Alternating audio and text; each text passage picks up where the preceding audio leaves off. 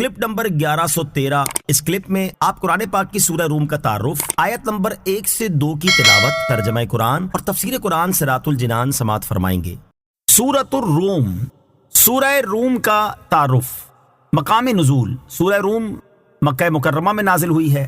رکوع اور آیات کی تعداد، اس میں 6 رکوع اور 60 آیتیں ہیں۔ روم نام رکھنے کی وجہ، روم عیسائیوں کی مملکت کا نام ہے جس کا صدر مقام قسطنطنیہ تھا، اور اس صورت کی ابتدائی آیات میں یہ غیبی خبر دی گئی کہ ابھی تو رومی مغلوب ہو گئے ہیں لیکن ان قریب چند سالوں میں وہ مجوسیوں پر غالب آ جائیں گے۔ اس مناسبت سے اس کا نام سورہ روم رکھا گیا۔ سورہ روم کے مضامین، اس صورت کا مرکزی مضمون یہ ہے کہ اس میں اللہ تعالیٰ کی وحدانیت اور اس کی صفات، رسول کریم علیہ الصلوۃ والسلام کی رسالت پر ایمان لانے، قیامت کے دن دوبارہ زندہ کیے جانے اور آخرت میں اعمال کی جزا ملنے کو بیان کیا گیا ہے۔ نیز اس میں یہ چیزیں بیان کی گئی ہیں۔ نمبر 1، اس صورت کی ابتدا غیبی خبر سے کی گئی ہے کہ رومی ایرانیوں سے مغلوب ہونے کے بعد چند سالوں میں اللہ تعالیٰ کی مدد سے ایرانیوں پر غالب آ جائیں گے۔ قرآن پاک کی دی ہوئی یہ خبر حرف بہ حرف پوری ہوئی۔ رومی چند سالوں بعد ایرانیوں پر غالب آ گئے اور انہوں نے عراق میں رومیہ نامی ایک شہر کی بنیاد رکھی۔ قرآن پاک کی یہ غیبی خبر نبی کریم علیہ الصلوۃ والسلام کی نبوت پر زبردست دلیل ہے۔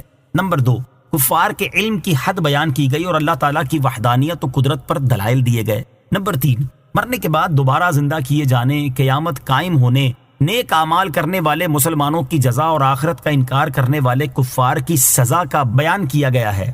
نمبر 4، اللہ تعالیٰ کی قدرت کی نشانیاں بیان کی گئیں۔ نمبر 5، نبی کریم علیہ الصلوۃ والسلام اور مسلمانوں کو دین اسلام پر قائم رہنے کی تاکید فرمائی گئی۔ نمبر 6، یہ بتایا گیا ہے کہ اسلام دین فطرت ہے اور جو اس دین سے ہٹے گا وہ فطرت سے ہٹ جائے گا۔ نمبر 7، رشتہ داروں، مسکینوں اور مسافروں پر صدقہ کرنے اور سود سے بچنے اور حلال طریقوں سے مال میں اضافہ کرنے اور زکوٰۃ کے ذریعے اپنے مالوں کو پاک کرنے کا حکم دیا گیا۔ نمبر 7، کفار کے ایمان لانے سے اعراض کرنے پر نبی کریم علیہ الصلوۃ والسلام کو تسلی دی گئی۔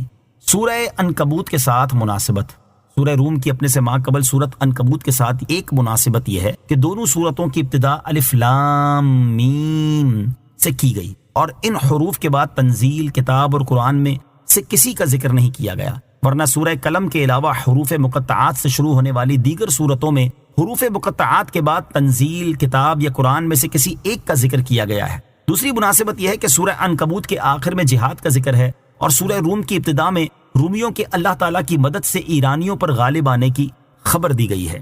بسم اللہ الرحمن الرحیم۔ ترجمہ، اللہ کے نام سے شروع جو نہایت مہربان رحمت والا ہے۔ الف لام میم،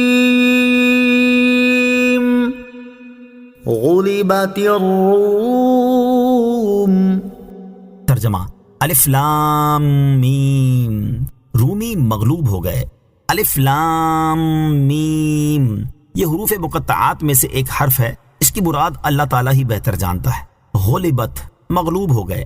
شان نزول، ایران اور روم کے درمیان جنگ جاری تھی اور چونکہ ایران کے رہنے والے مجوسی تھے اس لیے عرب کے مشرکین ان کا غلبہ پسند کرتے تھے، جبکہ رومی اہل کتاب تھے اس لیے مسلمانوں کو ان کا غلبہ اچھا معلوم ہوتا تھا۔ ایک مرتبہ ایران کے بادشاہ خسرو پرویز نے رومیوں سے جنگ کرنے کے لیے اپنا لشکر بھیجا تو روم کے بادشاہ کیسر نے بھی اس کے مقابلے کے لیے اپنا لشکر بھیج دیا۔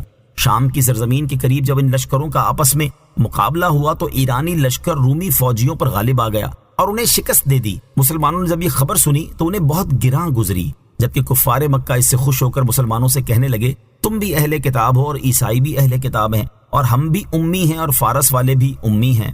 ہمارے بھائی یعنی فارس والے تمہارے بھائیوں یعنی رومیوں پر غالب آ گئے ہیں اور جب ہماری تمہاری جنگ ہوگی تو ہم بھی تم پر غالب آ جائیں گے۔ اس پر یہ آیتیں نازل ہوئیں اور ان میں خبر دی گئی کہ چند سال میں پھر رومی فارس والوں پر غالب آ جائیں گے، اور یہ غیبی خبر سید المرسلین صلی اللہ تعالی علیہ وسلم کی نبوت صحیح ہونے اور قرآن کریم کے اللہ تعالیٰ کا کلام ہونے کی روشن دلیل ہے۔ حضرت ابوبکر صدیق رضی اللہ تعالی عنہ کا یقین، جب یہ آیتیں نازل ہوئی تو انہیں سن کر حضرت ابوبکر صدیق رضی اللہ تعالیٰ عنہ نے کفار مکہ میں جا کر اعلان کر دیا کہ اے مکے والو، تم اس وقت کی جنگ کے نتیجے سے خوش مت ہو، ہمیں ہمارے نبی صلی اللہ تعالی علیہ وسلم نے رومیوں کے غلبے کی خبر دے دی ہے، خدا کی قسم رومی ضرور فارس والوں پر غلبہ پائیں گے۔ ابی بن خلف کافر یہ سن کر آپ رضی اللہ تعالیٰ عنہ کے سامنے کھڑا ہو گیا، پھر اس کی اور آپ رضی اللہ تعالیٰ عنہ کے درمیان 100 اونٹ کی شرط لگ گئی کہ اگر 9 سال میں رومی فارس والوں پر غالب نہ آئے تو حضرت ابوبکر صدیق رضی اللہ تعالیٰ عنہ ابی بن خلف کو 100 اونٹ دیں گے، اور اگر رومی غالب آ جائیں تو ابی بن خلف حضرت ابو بکر صدیق رضی اللہ تعالیٰ عنہ کو 100 اونٹ دے گا۔ جب یہ شرط لگی اس وقت تک جوئے کی حرمت نازل نہ ہوئی تھی۔ 7 سال کے بعد اس خبر کی سچائی ظاہر ہوئی اور صلح حدیبیہ یا جنگ بدر کے دن رومی فارس والوں پر غالب آ گئے۔ رومیوں نے مدائن میں اپنے گھوڑے باندھے اور عراق میں رومیہ نامی ایک شہر کی بنیاد رکھی۔ حضرت ابو بکر صدیق رضی اللہ تعالیٰ عنہ نے شرط کے اونٹ ابی بن خلف کی اولاد سے وصول کر لیے، کیونکہ وہ اس عرصے میں مر چکا تھا، اور سرکار دو عالم علیہ الصلوۃ والسلام نے حضرت ابو بکر صدیق رضی اللہ تعالیٰ عنہ کو حکم دیا کہ شرط کے مال کو صدقہ کر دیں۔ حربی کفار کے ساتھ خرید و فروخت سے متعلق ایک مسئلہ۔ امام اعظم ابو حنیفہ اور امام محمد رحمۃ اللہ تعالی علیہما کے نزدیک حربی کفار کے ساتھ عقود فاسدہ وغیرہ جائز ہیں، اور حضرت ابو بکر صدیق رضی اللہ تعالیٰ عنہ کا شرط لگانے والا واقعہ ان کی دلیل ہے۔